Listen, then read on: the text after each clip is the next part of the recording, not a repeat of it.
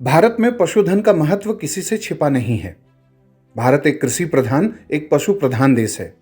पिछले 2 दशक में भारत के पशुधन को कई संक्रामक बीमारियां प्रभावित कर रही हैं। ऐसी ही एक बीमारी अभी पश्चिम बंगाल में चर्चा में है। आज के एपिसोड में हम इसी संक्रामक बीमारी से जुड़े विभिन्न पहलुओं की बात करेंगे। प्रोग्राम शुरू करने के पहले आपको बता दें कि यह विषय आईएएस मुख्य परीक्षा के पेपर 3 के economics of animal rearing topic से डायरेक्टली जुड़ा हुआ है और साथ ही प्रारंभिक परीक्षा के लिहाज से एनिमल डिजीजेस को सर्वाधिक महत्वपूर्ण विषय माना जाता है, क्योंकि यह भारत में खाद्य सुरक्षा, दुग्ध उत्पादन और जैविक कृषि यानी ऑर्गेनिक एग्रीकल्चर की सफलता से जुड़ा विषय भी है। नमस्कार, ध्येय टीवी के न्यूज दिस आवर में आपका स्वागत है और मैं हूं विवेक ओझा।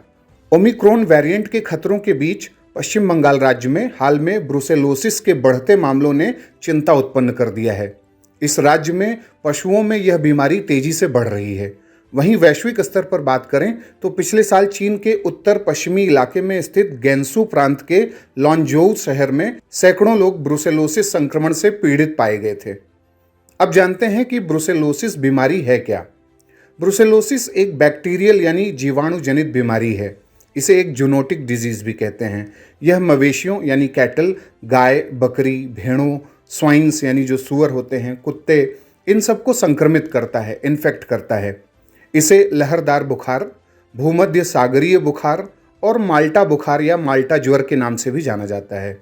और यह एक जूनोटिक डिजीज है और ऐसे रोग जिनका कारण पशु होते हैं उन्हें जूनोटिक डिजीज कहते हैं। यह बीमारी हड्डियों, त्वचा और लीवर के अलावा केंद्रीय स्नायु तंत्र और गैस्ट्रोइंटेस्टिनल ट्रैक्ट को प्रभावित करता है। यह बीमारी ब्रुसेला प्रजाति के जीवाणुओं से होती है। इंसानों में यह बीमारी आमतौर पर तब होती है जब वे संक्रमित पशुओं के प्रत्यक्ष संपर्क में आते हैं।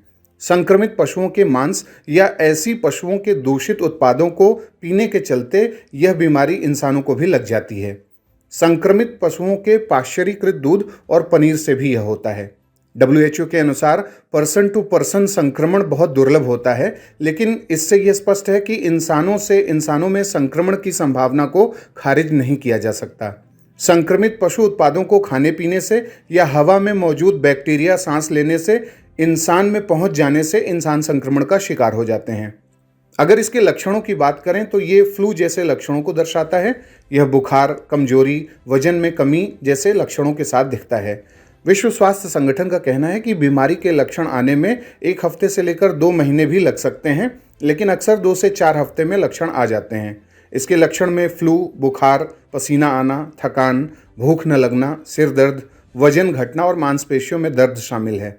कई लक्षण लंबे वक्त तक रह सकते हैं और कुछ ऐसे भी होते हैं जो कभी नहीं जाते, जैसे कि बार बार बुखार होना, जोड़ों में दर्द, टेस्टिस, हार्ट और लीवर में स्वेलिंग, थकान और डिप्रेशन इत्यादि। अब हम देखते हैं कि क्या भारत में इसके लिए कोई उपाय किया गया है।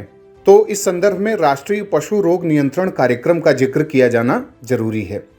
भारतीय प्रधानमंत्री द्वारा सितंबर 2019 में खुरपका और मुंहपका रोग यानी फुट एंड माउथ डिजीज और ब्रुसेलोसिस के नियंत्रण के लिए 13,343 करोड़ रुपए के आउटले के साथ 5 वर्षों यानी 2019-20 से 2023-24 तक के लिए शुरू किया गया राष्ट्रीय पशु रोग नियंत्रण कार्यक्रम एक फ्लैगशिप कार्यक्रम है, जिसके अंतर्गत खुरपका और मुंहपका रोग यानी FMD के लिए गोपशु, भैंस, भेड़, बकरी और सूअर की आबादी का 100% और ब्रुसेलोसिस के लिए 4 से 8 महीने की आयु की बोवाइन मादा बछियों का 100% टीकाकरण किया जाना है। FMD और ब्रुसेलोसिस के लिए राष्ट्रीय पशु रोग नियंत्रण कार्यक्रम का समग्र उद्देश्य टीकाकरण के द्वारा 2025 तक FMD का नियंत्रण और 2030 तक इसका उन्मूलन करना है। इसके परिणाम स्वरूप घरेलू उत्पादन में वृद्धि होगी और अंततः दूध और पशुधन उत्पादों के निर्यात में वृद्धि होगी। पशुओं में गहन ब्रुसेलोसिस नियंत्रण कार्यक्रम की परिकल्पना ब्रुसेलोसिस के नियंत्रण के लिए ही की गई है, जिसके परिणाम स्वरूप पशुओं और मनुष्यों दोनों में इस बीमारी का प्रभावी प्रबंधन होगा। FMD और ब्रुसेलोसिस के लिए राष्ट्रीय पशु रोग नियंत्रण कार्यक्रम एक केंद्रीय क्षेत्र योजना है, जहां राज्यों और संघ राज्य क्षेत्रों को केंद्र सरकार द्वारा 100% धनराशि प्रदान की जाती है। अब बारी है आज के सवाल की। आपको बताना है कि ब्रुसेलोसिस डिजीज को और किन नामों से जाना जाता है और यह मुख्य रूप से ह्यूमंस के या एनिमल्स के कौन से ऑर्गन्स को प्रभावित करती है। तो आज के लिए इतना ही। अगले कार्यक्रम के साथ जल्द ही हाजिर होंगे। इजाज़त दीजिए। नमस्कार।